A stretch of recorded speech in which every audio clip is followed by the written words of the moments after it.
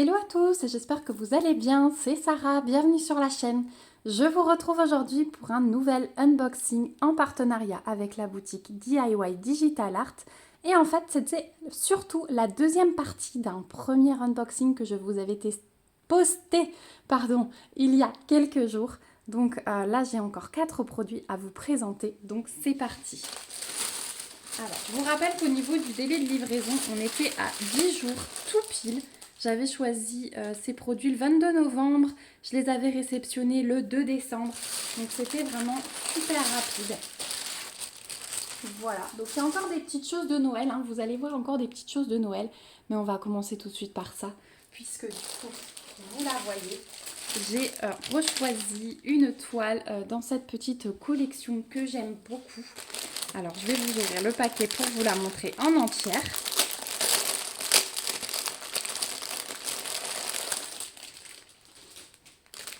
La voici. Donc, c'est cette image. Donc, on est toujours un petit peu sur le thème, les filles, vous savez, en rose et violet, c'est un peu les mêmes traits. Et donc là, il s'agit d'Alice. Donc, j'ai adoré les couleurs, j'ai adoré sa position. J'ai vraiment un coup de cœur pour ce dessin. Alors, je vois qu'il y a quand même des petits confettis là. Je pensais que ça allait être assez bloc, mais non. Donc, c'est une toile en 11 CT qui fait 40 par 56 et on est à 148 points de large sur 217 de haut. Donc, patron énormissime sur papier glacé avec toujours les petites instructions ici. J'y reviens plus. Et si vous avez des questions par contre, si vous êtes débutant et que vous arrivez sur la chaîne, n'hésitez pas à me le mettre en commentaire, je vous réexpliquerai ce que c'est. Ensuite, donc, on a notre patron qui est imprimé très très foncé, hein, je pense que vous le voyez. Il est hyper net et il est assez grand pour être lisible. Donc sur ce modèle, on a 50 couleurs, toujours la table des matières avec numéro de couleur, symbole, DMC, petit aperçu. Et ouais, alors je regarde un petit peu partout avant de vous en dire plus. Donc on a des endroits assez blocs, mais on a des endroits aussi assez confettis. Là c'est assez bloc, ça se suit. Là on a des petites confettis quand même. Donc ça alterne les deux sans être trop catastrophique au niveau des confettis. Hein. Donc voilà. Voilà pour la table des matières. Donc hop, vous voyez bien qu'on a les 50 couleurs. Et on va voir du coup ce que donnent la toile. Bon alors vous avez vu que par rapport au patron, la toile elle est imprimée super claire. Mais j'ai l'impression que ça reste quand même assez lisible. Je vous ai pas montré qu'on avait le petit toolkit de base comme d'hab, en fil aiguille, anneau, pompon et 5 aiguilles. Toujours bien pratique. La toile est surjetée, donc jusque là aucun souci. Et voilà la toile. Donc effectivement, elle est imprimée plus claire, mais ça reste lisible. Voilà, moi je la vois comme vous là à l'écran. Il n'y a pas de différence caméra, œil nu, pas du tout. J'arrive très bien à déchiffrer les symboles. Donc on a le rappel de la table des matières ici. La toile est rigide, mais regardez, j'arrive... en ce moment, les toiles rigides, elles sont quand même bien pliables. Donc il n'y a vraiment aucun souci si vous tortillez votre toile pour broder. Et ensuite au niveau des fils, alors là, ça va être le festival des couleurs avec des couleurs bien Pepsi. Vu l'image, ça ne peut être que ça. Donc, hop, on démêle. Alors, on va partir sur les couleurs 37 à 50. Et là, vous allez vraiment avoir un arc-en-ciel hein, dans ce modèle-là de toile. Il y aura vraiment de tout. Et magnifique. Hein, là, le panaché de bleu, il est magnifique. Voilà, il n'y a vraiment rien à dire sur ces fils. Alors, je vais la laisser comme ça. Ensuite, couleur 19 à 36. Hop, je replace tout comme il faut. Je passe ma main et je vous montre. C'est juste magnifique, hein, les couleurs. Ça va être le bleu, là. Oh, il est pétant. Là aussi, ce rose. Ouais, il y a vraiment de très belles couleurs. Et les couleurs de 1 à 18. Donc là, on a un orange punchy. Un vert assez punchy ici aussi. Mais il y a vraiment de belles choses. Le rouge aussi, là. Hein. Il pète bien, celui-là, là. Il est beau. Donc ouais, il y a des couleurs, je pense, qui vont vraiment bien ressortir sur la toile. En tout cas, sacré panaché de couleurs, hein. Franchement, le top du top. Donc voilà pour cette toile. Regardez ça. J'adore, moi, enrouler mes fils autour de la cartonnette parce que je trouve ça tellement satisfaisant de voir ces couleurs alignées. Je trouve ça magnifique. Donc cette toile sur le site de DIY Digital Art, vous la trouverez au prix de 9,25 $. Donc vraiment une 40 par 56 inférieure à 10 $. Je trouve ça vraiment très très bien. Donc voilà pour le premier modèle que j'ai choisi. Ensuite, on va aller dans les choses de Noël. Donc, première chose de Noël, j'ai repris des petites suspensions parce que je compte les faire en cadeau. Voilà.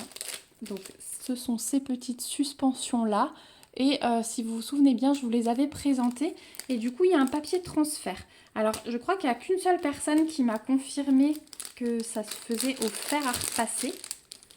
Donc, il faudra que je fasse des petites recherches. En tout cas, si vous savez comment on fait, je vais vous montrer et que vous passez par là, n'hésitez pas à me dire. Donc, on a la petite image.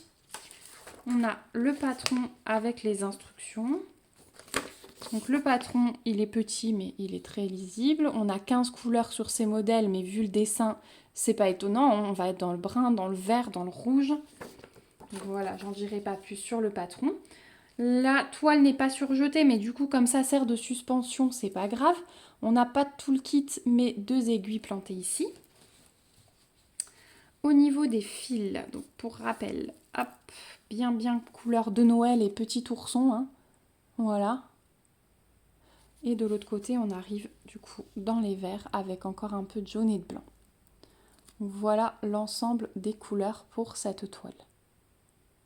Donc on est bien dans les couleurs Noël, hein, chaudes. Voilà. Hop, j'enroule pour ne pas faire de bazar. Et donc au niveau de la toile, ça donne ceci. Donc ce sont des suspensions qui sont quand même assez grandes, hein. Il y a quand même pas mal de boulot. C'est du 11 CT. Mais alors c'est très bloc, mais il y a quand même pas mal de boulot. Peut-être même un peu plus sur celui-ci parce que les feuilles, les cannes à sucre, ça part vraiment. Celui-là, à la limite, il est peut-être un peu plus petit. Celui-là, il s'étale vraiment plus. Donc voilà, donc on a la table des matières ici. Et c'est super bien imprimé. Il n'y a vraiment rien à dire. Comme d'habitude, c'est le top, hein. Et alors, le papier transfert que je vous disais, c'est ceci. Et donc, je pense qu'il est à mettre à l'arrière de la broderie une fois qu'on l'a faite. Mais est-ce qu'il faut passer un fer à repasser? Est-ce qu'il faut le broder? Je ne sais pas. Donc si vous passez par là, n'hésitez pas à me le dire parce que du coup, je n'ai pas... les instructions ne mentionnent pas les toiles avec du papier comme ça. Donc je pense que c'est pour mettre au dos, pour cacher les ponts. Mais voilà, c'est de l'espèce de papier de soie. C'est bizarre. Voilà, donc je fais appel à vous. Si vous savez, n'hésitez pas à me le redire. Donc voilà pour ce produit. Alors les petites suspensions, vous les trouverez au prix de 7 $ sur le site de DIY Digital Art.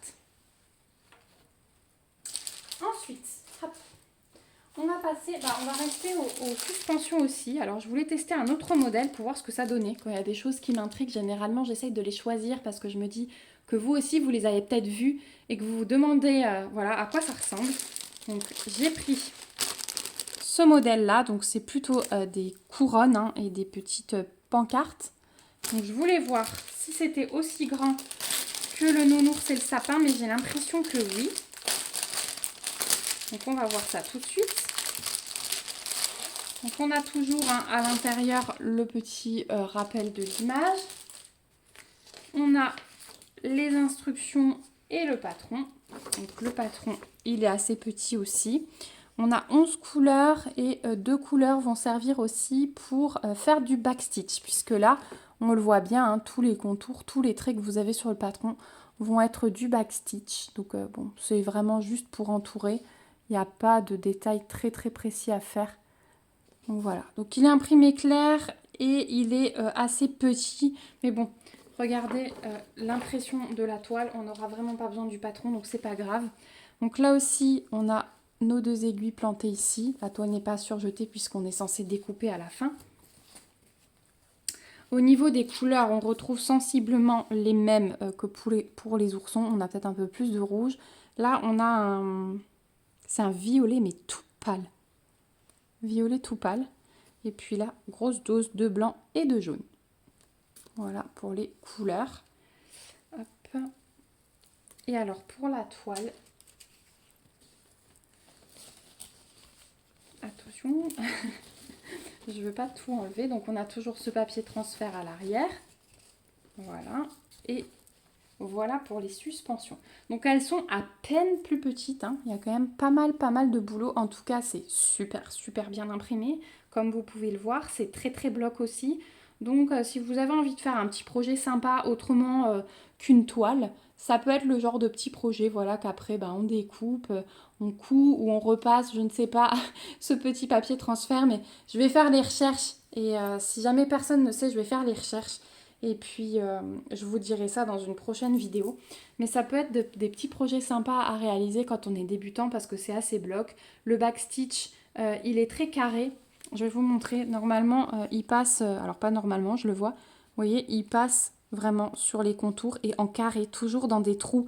On n'a pas de backstitch qui va passer en diagonale dans le brin d'une toile, etc. Non. Ça va être du backstitch spécial débutant, là. Hein. Clairement, si vous n'avez pas envie de vous embêter, ça, c'est le genre de toile où vous pouvez apprendre facilement. Après, on n'est pas obligé de les découper. Hein. Ça peut être une toile comme ça. Si vous voulez l'encadrer ou quoi que ce soit, peut-être rajouter quelque chose au milieu parce que le milieu fait peut-être un peu vide. Mais voilà, ça peut être sympa ou juste découper en petits carrés et faire des petits cadres. Voilà, ça peut être vraiment très sympa. Il y a plein de choses à faire avec ce genre de suspension et c'est pour ça que je voulais vous les présenter.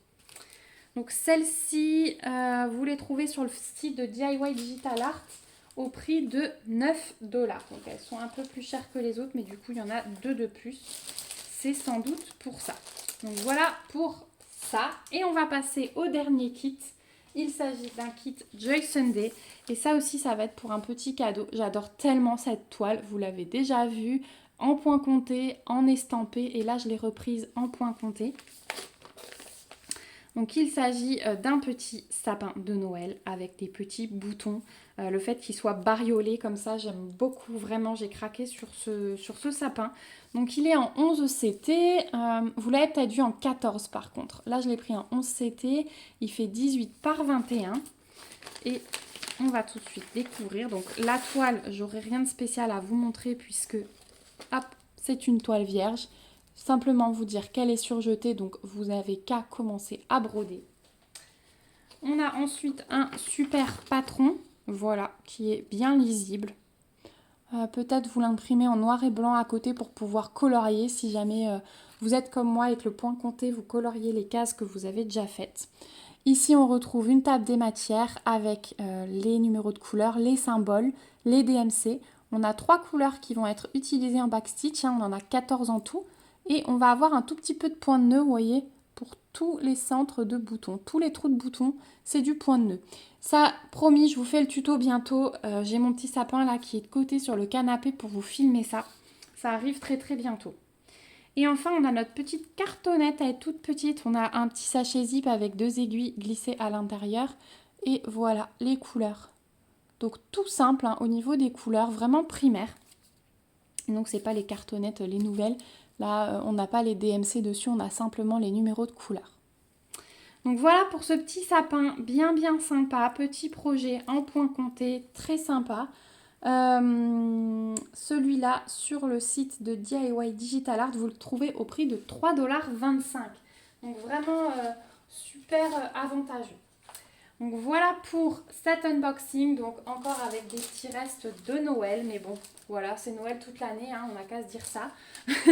Enfin moi j'aime beaucoup, ça ne me dérange pas du tout de sortir du Noël au mois d'août par exemple. Donc voilà, je vous remets toute ma sélection. Merci beaucoup DIY Digital Art pour cet envoi. Les produits sont vraiment magnifiques. Merci à vous aussi d'avoir regardé cette vidéo jusqu'ici. Je vous remets comme d'habitude le lien du site DIY Digital Art, mon code promo puisque chez eux j'en ai un, et le lien vers ces 4 articles, comme ça vous pourrez les retrouver facilement. Si vous avez la moindre question, n'hésitez pas, je vous mets mon mail également où vous pouvez poser vos questions en commentaire. J'ai hâte en tout cas d'avoir vos impressions, vos petits conseils pour ces 2 toiles si jamais vous n'aviez pas encore répondu la dernière fois. Et sur ce, si la vidéo vous a plu, n'hésitez pas à mettre aussi des petits pouces et à vous abonner à la chaîne pour voir la suite de mes réalisations. Je vous fais plein de bisous et je vous dis à bientôt dans une prochaine vidéo. Surtout, prenez soin de vous. Bye bye!